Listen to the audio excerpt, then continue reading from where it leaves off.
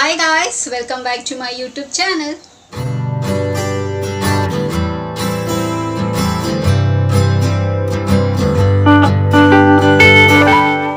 ಎಲ್ಲರೂ ಹೇಗಿದ್ದೀರಾ ಚೆನ್ನಾಗಿದ್ದೀರಾ ಅಂತ ಭಾವಿಸ್ತಾ ನನ್ನ ವಿಡಿಯೋನ ನಾನು ಇವತ್ತು ಶುರು ಮಾಡ್ತಾ ಇದ್ದೀನಿ.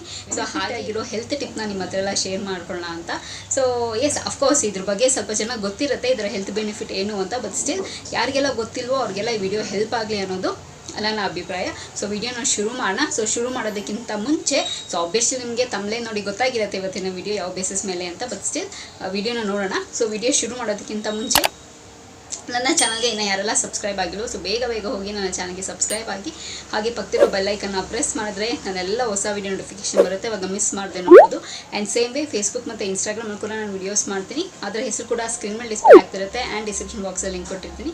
ಮೋಜು ಮತ್ತು ಜೋಶಲ್ಲಿ ಕೂಡ ನಾನು ವೀಡಿಯೋಸ್ ಮಾಡ್ತೀನಿ, ಅದರ ಹೆಸರು ಕೂಡ ಸ್ಕ್ರೀನ್ ಮೇಲೆ ಡಿಸ್ಪ್ಲೇ ಆಗ್ತಿರುತ್ತೆ ಆ್ಯಂಡ್ ಡಿಸ್ಕ್ರಿಪ್ಷನ್ ಬಾಕ್ಸಲ್ಲಿ ಲಿಂಕ್ ಕೊಟ್ಟಿರ್ತೀನಿ ಅಂತ ಹೇಳ್ತಾ ಇವಾಗ ತಡ ಮಾಡ್ದಿರೋ ವಿಡಿಯೋನ ಶುರು ಮಾಡೋಣ ಬನ್ನಿ. ಸೊ ಇವತ್ತಿನ ಹೆಲ್ತ್ ಟಿಪ್ ಯಾವ ಬೇಸಿಸ್ ಮೇಲೆ ಇದೆ ಅಂತಂದರೆ ಒಂದು ಫ್ರೂಟ್ ಮೇಲೆ ಇವತ್ತಿನ ಹೆಲ್ತ್ ಟಿಪ್ ಇದೆ. ಸೊ ಒಂದು ಫ್ರೂಟ್ ಮೇಲೆ ಒಂದು ಫ್ರೂಟ್ ತೊಗೊಂಡು ಸೊ ಅದರ ಬೆನಿಫಿಟ್ಸ್ ಏನು ಅಂತ ಹೇಳಿ ಇವತ್ತಿನ ವಿಡಿಯೋ ಆಗಿರುತ್ತೆ. ಸೊ ತುಂಬ ಏನು ಡ್ರ್ಯಾಗ್ ಎಲ್ಲ ಮಾಡಿದ್ರೆ ಶಾರ್ಟ್ ಆ್ಯಂಡ್ ಸ್ವೀಟ್ ಆಗಿರುತ್ತೆ, ಓಕೆನಾ. ಸೊ ಇವತ್ತಿನ ಫ್ರೂಟ್ ಯಾವುದು ಅಂತಂದರೆ ಡ್ರ್ಯಾಗನ್ ಫ್ರೂಟು. ಸೊ ಇದು ಸಾಮಾನ್ಯವಾಗಿ ನಾನು ಗೊತ್ತಿರೋ ಪ್ರಕಾರ ಅವಾಗ ನಾವೆಲ್ಲ ಚಿಕ್ಕವರೆಲ್ಲ ಇದ್ದಾಗೆಲ್ಲ ಇದನ್ನೆಲ್ಲ ಅಷ್ಟೊಂದೆಲ್ಲ ಇರಲಿಲ್ಲ. ಸೊ ಇವಾಗ ಇದೆಲ್ಲ ಜಾಸ್ತಿ ಬರ್ತಿರೋ ಫ್ರೂಟ್ಸು. ಸೊ ಪ್ರಾಬಬ್ಲಿ ಇದರ ಹೆಲ್ತ್ ಬೆನಿಫಿಟ್ಸ್ ಜಾಸ್ತಿ ಇದೆ. ಸೊ ಅದಕ್ಕೆ ಆ್ಯಂಡ್ ಸಾಮಾನ್ಯವಾಗಿ ನಾನು ನೋಡಿರೋದು ಇದು ರೆಡ್ ಕಲರಲ್ಲಿ ಸೊ ಡ್ರ್ಯಾಗನ್ ಫ್ರೂಟ್ ಬರೋದು, ಇದು ಯೆಲ್ಲೋ ಕಲರಲ್ಲೂ ಬರುತ್ತೆ.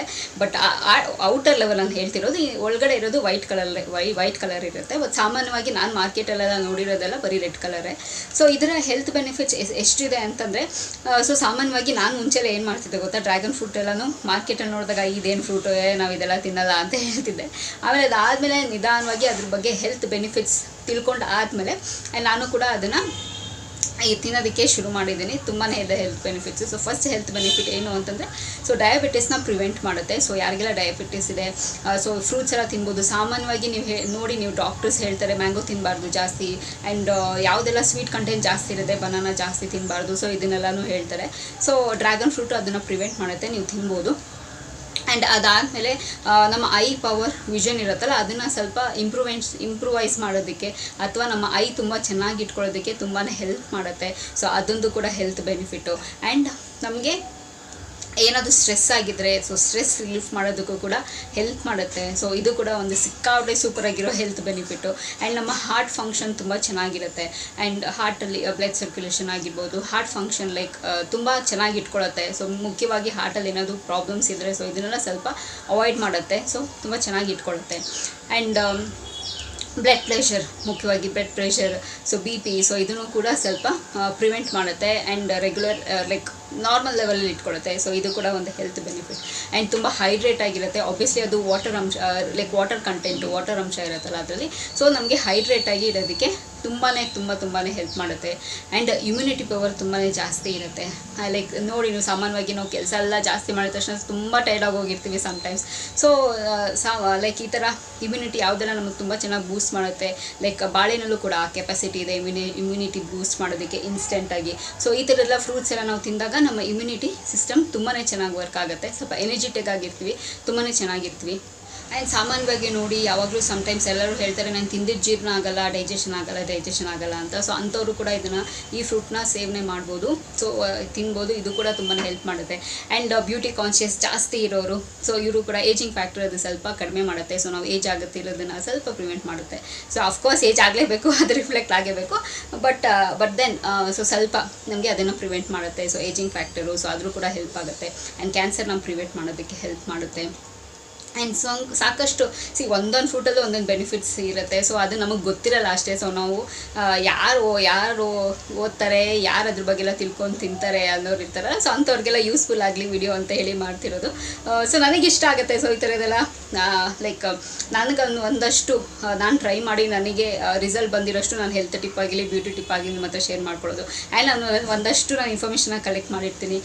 ಸಾಮಾನ್ಯವಾಗಿ ನೋಡಿ ಯಾರು ಕೂತ್ಕೊಂಡು ಇವಾಗ ಡ್ರ್ಯಾಗನ್ ಫ್ರೂಟ್ಸು ಸೊ ಸಾಮಾನ್ಯವಾಗಿ ನಾನು ಅಷ್ಟೇ ತಿನ್ನೋಕ್ಕಿಂತ ಮುಂಚೆ ಅಥವಾ ಇದನ್ನು ನನ್ನ ಡಯಟಲ್ಲಿ ನಾನು ಅಳವಡಿಸ್ಕೊಳ್ಳೋಕ್ಕಿಂತ ಮುಂಚೆ ಯಾರು ತಿಂತಾರೆ ಇದನ್ನೆಲ್ಲ ಅಂತ ಅದ್ರ ಬಗ್ಗೆ ಓದ್ತಾನೆ ಇರಲ್ಲ, ಲೈಕ್ ಅದ್ರ ಬಗ್ಗೆ ತಿಳ್ಕೊಂಡು ಇರೋದಿಲ್ಲ. ಸೊ ನಿಧಾನವಾಗಿ ಒಂದೊಂದು ಹೆಲ್ತ್ ಬೆನಿಫಿಟ್ಸ್ ಏನಿರುತ್ತೆ, ಇದರಿಂದ ಏನು ಬೆನಿಫಿಟ್ಸು ಅಂತ ಹೇಳಿ ನಾವು ನಿಧಾನವಾಗಿ ತಿನ್ನೋಕ್ಕೆ ಶುರು ಮಾಡಿದಾಗ, ನಾವು ತಿಳ್ಕೊಂಡಾಗ ಮಾತ್ರ ನಮಗೆ ವಿಷಯಗಳ ಗೊತ್ತಾಗುತ್ತೆ, ಅವಾಗ ನಮ್ಗೆ ಇಂಟ್ರೆಸ್ಟ್ ಬರುತ್ತೆ.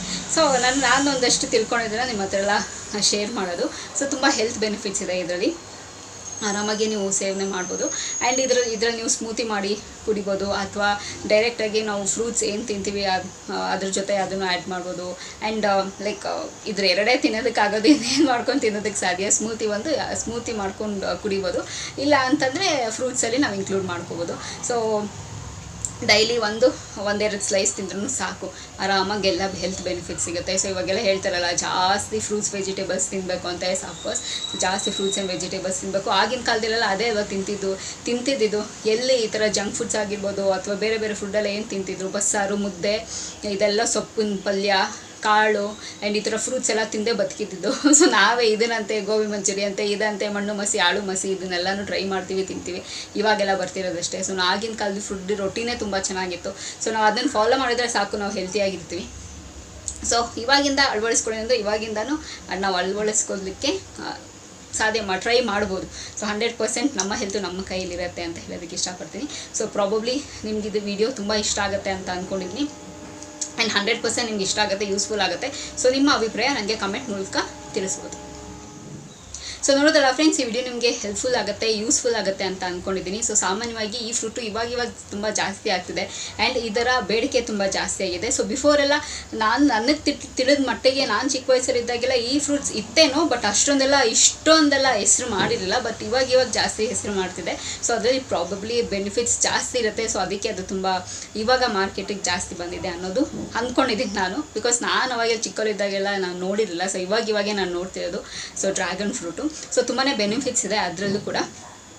ಸೊ ನೀವು ಕೂಡ ನಿಮ್ಮ ಏನು ಹೇಳ್ತಾರೆ ಡೈಲಿ ರೊಟೀನಲ್ಲಿ ಸೊ ಇದನ್ನು ಅಳವಡಿಸ್ಕೊಳ್ಳಿ, ತುಂಬಾ ಹೆಲ್ಪ್ಫುಲ್ ಆಗುತ್ತೆ. ಸೊ ಈ ವಿಡಿಯೋ ನಿಮಗೆಲ್ಲ ಹೆಲ್ಪ್ಫುಲ್ ಆಗುತ್ತೆ ಅಂತ ಅಂದ್ಕೊಂಡಿದ್ದೀನಿ. ಸೊ ಈ ವಿಡಿಯೋ ಇಲ್ಲಿಗೆ ನಿಲ್ಲಿಸ್ತಾ ಇದ್ದೀನಿ. ಮತ್ತೊಂದು ಚೆನ್ನಾಗಿರೋ ವಿಡಿಯೋ ಜೊತೆ ನಿಮ್ಮ ಭೇಟಿ ಆಗ್ತೀನಿ. ಸೊ ಅಂಚಲ್ದೆ ನೀವೇನು ಮಾಡ್ತಿರ್ಬೇಕು, ಇಟ್ಸ್ ವೆರಿ ಸಿಂಪಲ್. ನಾನು ಯಾವಾಗಲೂ ಹೇಳ್ದಂಗೆ ನನ್ನ ಯೂಟ್ಯೂಬ್ ಚಾನಲಲ್ಲಿ ನನ್ನ ವೀಡಿಯೋಸ್ನ ನೋಡ್ತೀರಿ ಅಂತ ಹೇಳ್ತಾ miss me and bless me and signing off. Bye.